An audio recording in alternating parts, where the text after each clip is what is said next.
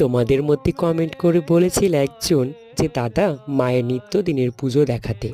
তবে দেখো, আমি নিত্যদিন মায়ের পুজো করে উঠতে পারি না, সেটি আমার মাই করে। তো আমি শুধুমাত্রই মঙ্গলবার আর রবিবার করে মায়ের কাছে যাই পুজোর জন্য।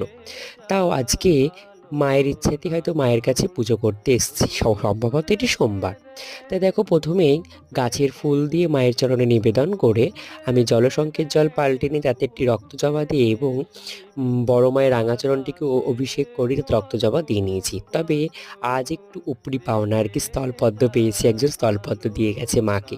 সেই জন্য স্থলপদ্মগুলি মায়ের চরণে নিবেদন করে আমি মাকে যেই থালায় এবং গ্লাসে প্রতিদিন খেতে দেওয়া হয় বা সেবা দেওয়া হয়, সেটার মধ্যে দুটো বাতাসা দিয়ে মায়ের কিন্তু এই মঙ্গল প্রদীপ দিয়ে আরতি করি। মাকে কিন্তু প্রতিদিনই মঙ্গল প্রদীপ দিয়েই কিন্তু আরতি করা হয়, শুধুমাত্র মঙ্গলবার ছাড়া সব দিনই। তোমরা দেখলে কেমন লাগলো জানিও।